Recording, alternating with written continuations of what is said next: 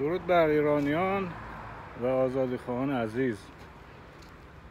روی صحبتم امروز با رئیس جمهورمونه، آقای پزشکیان، آقایی که با کل وعده وعید مثل اون فاقد شعورهای سابق اومد و الان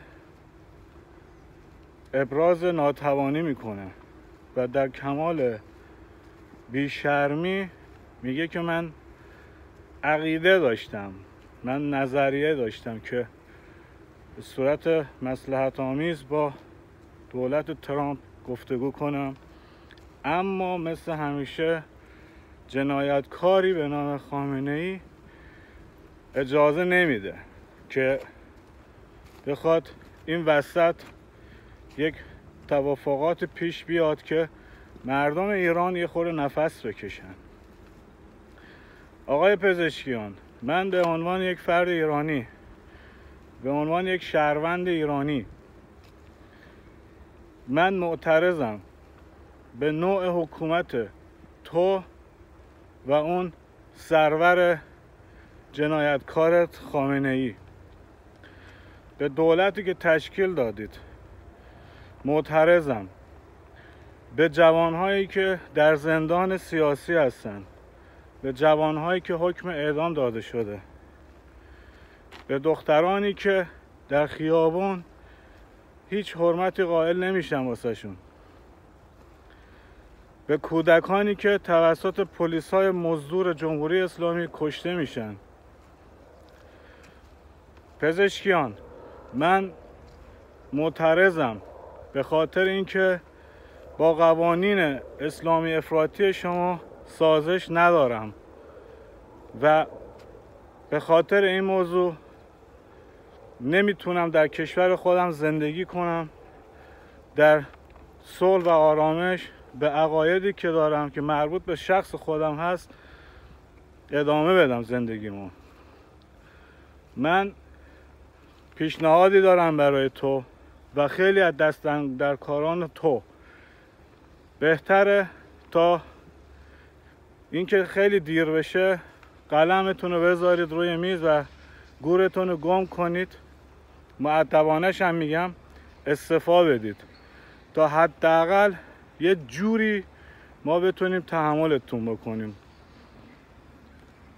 بهتر این که به جای اینکه فشار بیشتری به مردم ایران بیارید، قتل و غارت بکنید و ایجاد رعب و وحشت بکنید، مثل شرورها در خیابونها بریزید، به زنان، دختران، مادران و خواهران ما توهین بکنید، به جوانانی که میان بیرون میخوان کمی تفریح داشته باشن، کمی امیدوار باشن، بیرحمانه به اونا تجاوز میکنید و حریم شخصی هیچ کسی رو رعایت نمیکنید.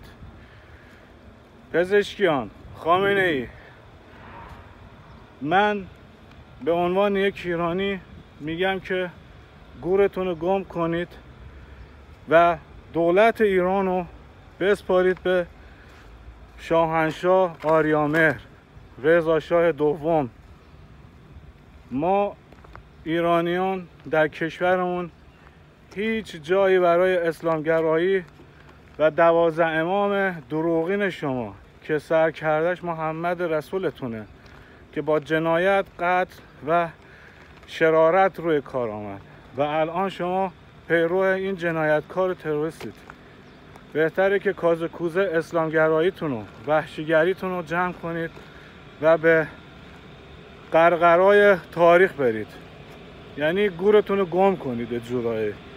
این حرف من نیست، حرف خیلی از ایرانیانه و من به عنوان یک ایرانی هیچ وقت ساکت نمیشم و در راستای آزادی خانوادم، هموطنانم به نحوه خودم فعالیت میکنم و بهتری که این هشدارهایی که از سمت ایرانیان میاد به سمت شما جدی بگیرید و گورتون رو گم بکنید و مثل انگل چندین سال خوردید و غارت کردید و تجاوز کردید، دیگه بسه.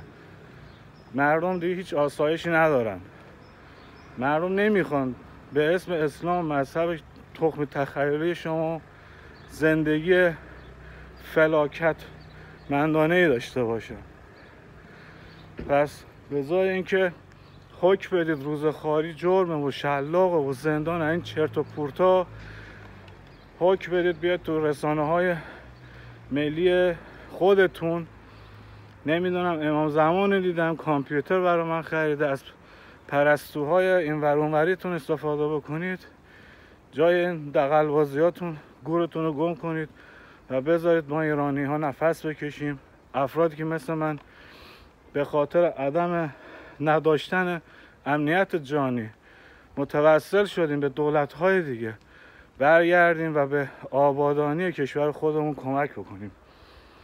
پس من به امید آزادی هرچه سریعتر در همین سال 2025 به شما میگم که دوستان عزیز من، رمز موفقیت ما فقط اتحاده، هیچ چیز دیگه توش نیست. اتحاد و ایمان که داشته باشیم، این سایه ننگین اسلام و خامنه‌ای رو از سر ایران باستانی، ایران با تمدن و با فرهنگمون کم کنیم. من مثل همیشه پیرو انقلاب مهسا امینی، خواهر بزرگمون،